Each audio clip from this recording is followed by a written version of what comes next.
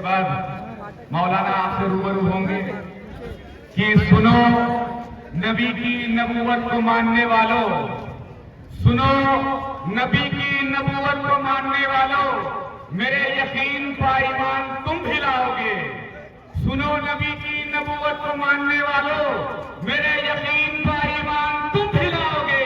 یہ کائنات گناہوں کا ایک سمندر ہے، علی کا نام نہ لوگے تو ڈوب جاؤ گے۔ اور یہ بلند نعرہ سلام۔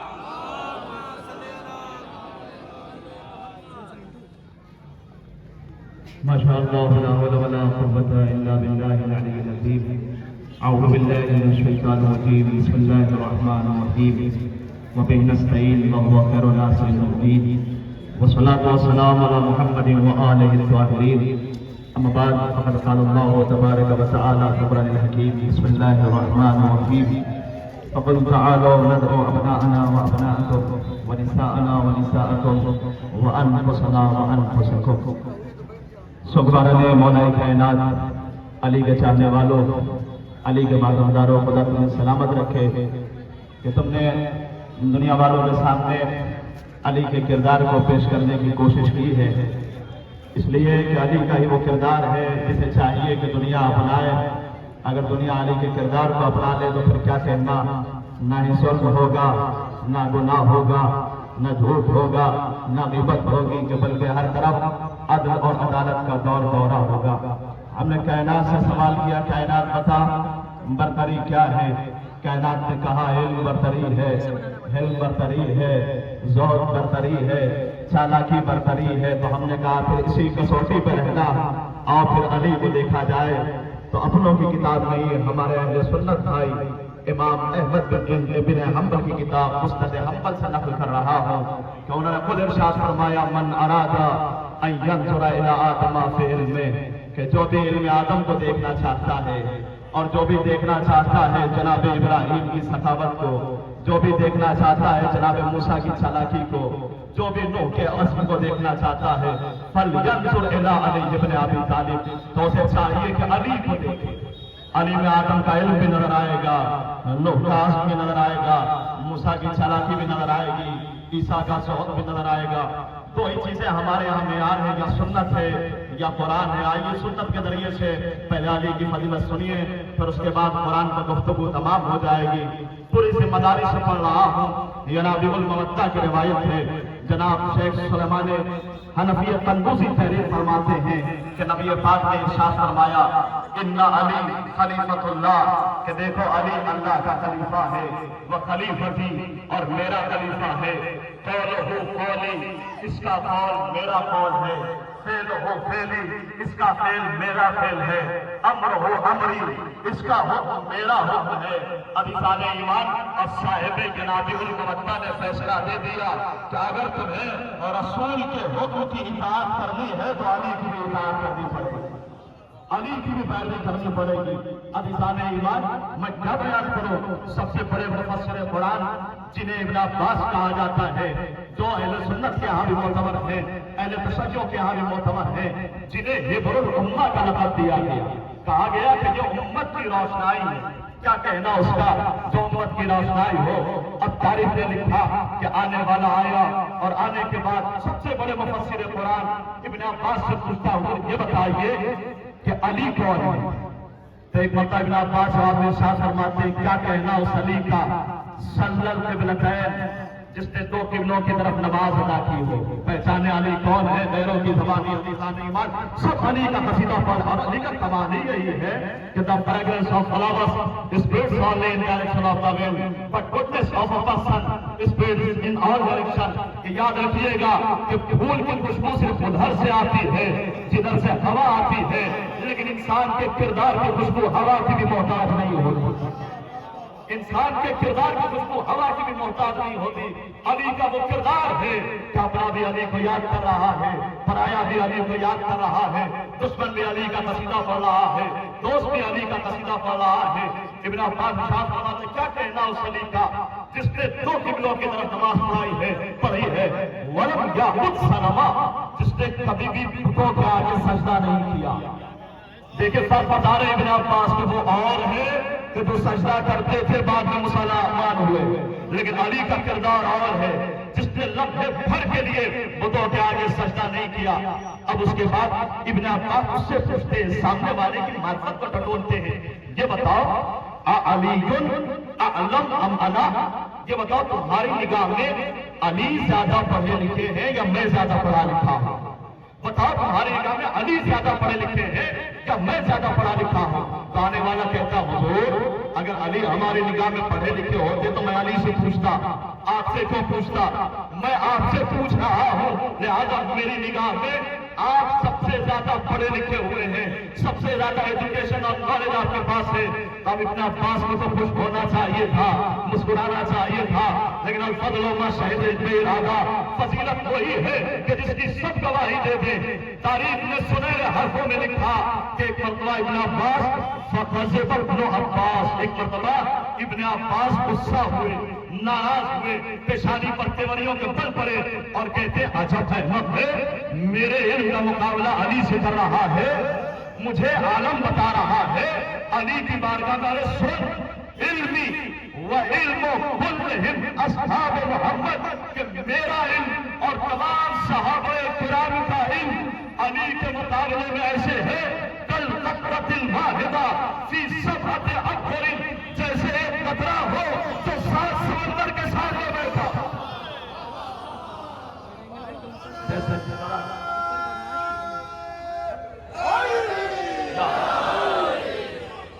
جیسے ایک قطرہ ہو جو 7 سمندر کے سامنے بیٹھا ہوا ہو، وقت کا بھی خیال ہے۔ اور آگے بڑی عزیزان ایمان، جناب محب الدین طبری اپنی کتاب میں خود نقل فرماتے ہیں، اٹھائیے، لکھتے ہیں وہ کہ جاءہ اعرابیان، کہ دوسرے خلیفہ صاحب کا زمانہ ہے، 2 اعرابی حضور کی خدمت میں آئے اور آنے کے بعد کہتے ہیں ایک بینہما، حضور ہم دونوں کے درمیان فیصلہ کیجئے، بتائیے کون صحیح ہے اور کون غلط ہے، فیصلہ کیجئے۔ تو ایک مرتبہ دوسرے خلیفہ صاحب نے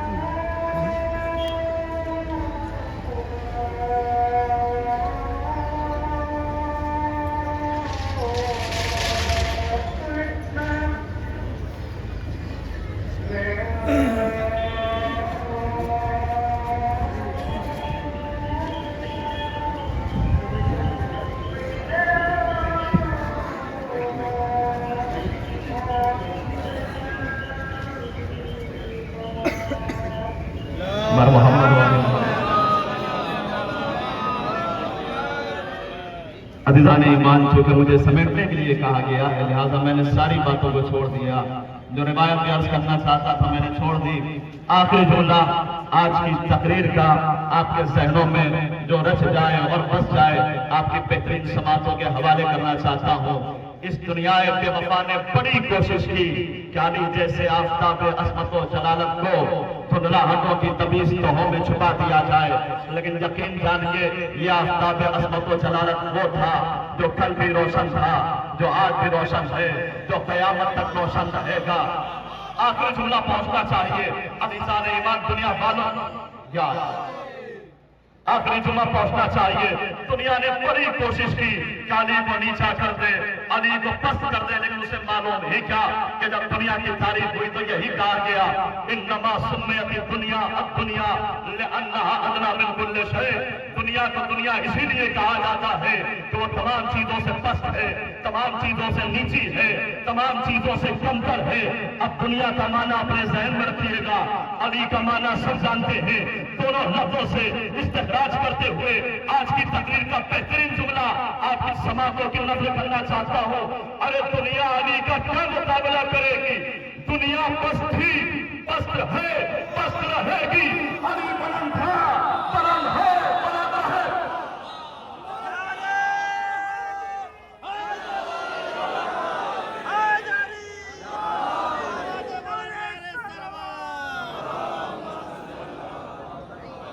اور جب اسی منظر کو کوئی دیکھتا ہے تو یہ کہنے پر مجبور ہو جاتا ہے یہ ضروری تو نہیں آگ سے جل جائے بشر، یہ ضروری تو نہیں آگ سے جل جائے بشر، دکھ سے حیدر بھی کلیجوں کو جلا دیتا ہے۔ بس عزیزان ایمان جہاں علی کی فضیلتیں لاتعداد ہے، وہیں علی کی مصیبتیں بھی کم نہیں۔ میں علی کی کس مصیبت کو بیان کروں؟ مسلسل آپ سنتے چلے آ رہے ہیں علی کے مصائب، میں صرف دو رخ پیش کرنا چاہتا ہوں۔ تاریخ نے لکھا کہ جب علی کا آخری وقت قریب آیا تو علی نے اپنے بچوں کو جمع کیا۔ محمد حنفیہ راوی ہے، وہ کہتے ہیں ناداہم باسمائہم ویمتعہم، میرے بابا نے ہر ایک کو نام لے کر بلانا شروع کیا اور سب کو الوداع کہنا شروع کیا۔ اے حسن خدا حافظ، اے زینب خدا حافظ، اے کلثوم خدا حافظ۔ وہی حسین بھی کھڑے ہوئے تھے جو زاروں قطار رو رہے تھے۔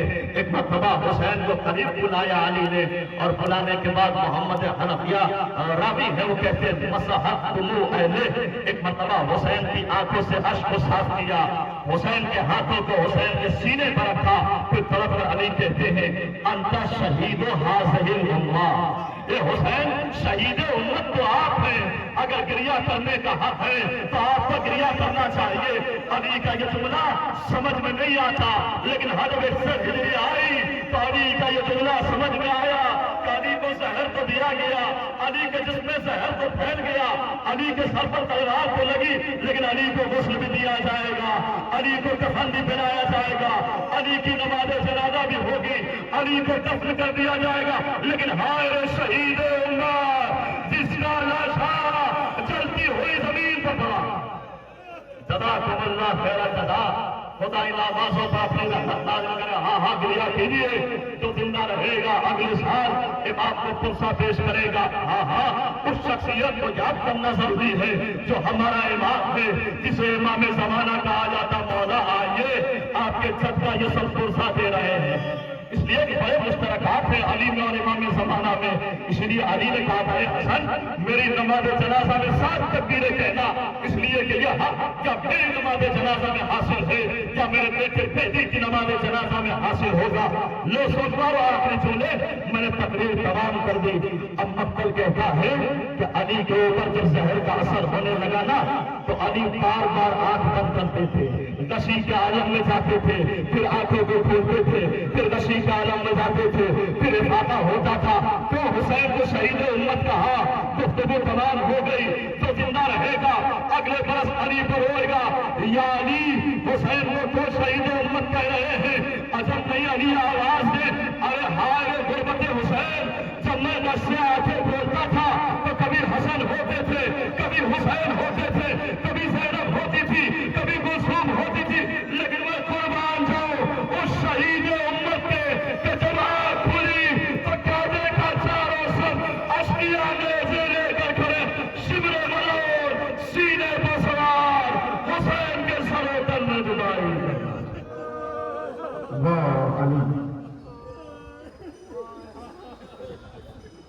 मातम अली। आप हजरात धीरे धीरे करके यहाँ से आगे बढ़ें।